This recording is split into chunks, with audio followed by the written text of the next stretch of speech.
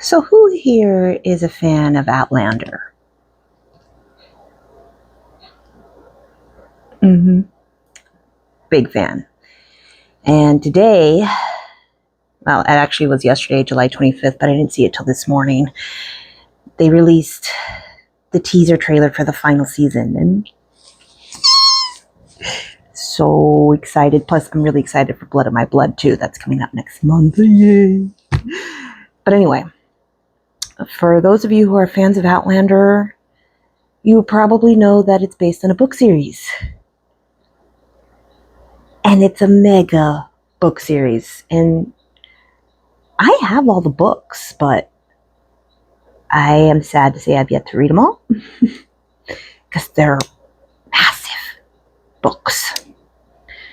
So, considering the final season is coming up next year, I told myself that before the series ends, I want to read these books from the very beginning to the very end. That means not only the first book, Outlander, but everything in between. And that means I'm reading everything in chronological order according to Diana Gabaldon's website. In case you don't know who Diana Gabaldon is, she is the mastermind, the genius behind Jamie Fraser and Claire. Mm-hmm. Oh, yeah. I met her once. She was so nice. Awesome lady. Anyway, I've decided that I'm going to do this now. I've tried this before. I'm not going to lie. I have tried to do this before and I've failed miserably, but it's crunch time now. I got to get this done. So, from today, which is July 26, 2025, I am going to be reading the entire series, that is including the novellas, of Outlander. Okay? So we are starting with the prequel to Outlander, which is Virgins. Mm-hmm. Virgins. The prequel to Outlander is Virgins. So, according to the introduction, while many of the stories in this book show you an alternate view of events that's seen in the main novels, or explore the stories to hear 2-4 minor characters, Virgins is a straightforward prequel. Set about 3 years prior to the events recounted in Outlander. The story explains what happened to Jamie Fraser after his escape from Fort William. If you know, you know. And if you don't, read the book or watch the show.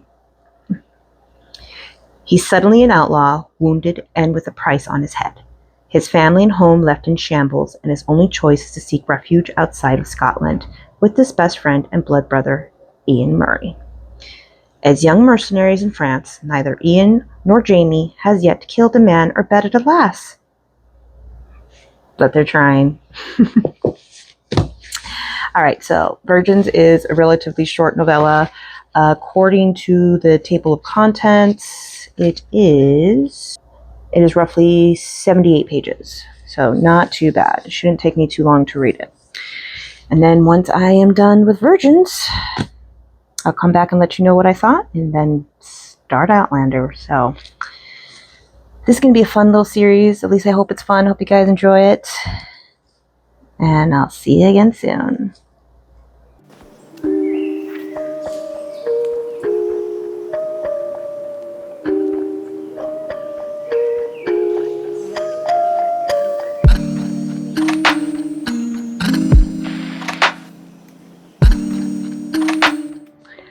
So it is now 2 hours later, maybe, and I finished Virgins. And for the most part, it's okay. It's not the epic storytelling that we're used to from Diana Gabaldon, but it's a novella, so she doesn't get into too much detail. I mean, come on, there's only so much you can tell of Jamie and Ian before their characters take flight into the realm of Outlander. But I did make some notes, and for the most part, it starts after the flogging that Jamie received. Spoiler alert. Should have said that in the beginning of the video. Spoiler alert. It starts after the flogging, after Jamie's flogged by Captain Randall. Yeah. And he's both emotionally and physically drained and broken. I mean, his spirit is just down. It is down. And his friend Ian, who he's known since he was a little boy, is there. And he refuses to let him give up. He refuses to let him go down. As he describes in the book, he refuses to let him kneel. And I think that's very telling of the relationship. And it's just like, everyone needs an Ian, especially this Ian. You know how everyone says they need a Sam? Mm-mm. They need an Ian. But it's a relatively short story. It's just about them more or less just being 18th century teenagers. I mean, how much can an 18th century teenager do without being a teenager? But it does have a little bit of an adventure twist to it, an adventure plot, and overall it's a decent read. You could skip it. It's not necessary to the whole Outlander story. However, if you are familiar with Outlander, which again, spoiler, it does give you a glimpse of Ian before his appearance takes shape. That's as much as I can give you without giving you a spoiler. So, yeah, it's a pretty good story. It does have some triggering depictions of certain things. AS is one of them. And there are a couple of other things. So if you are triggered, make sure you check them. It's not as graphic as it gets in other books. So, but it is there. So if that does bother you, make sure to keep your mental health in check.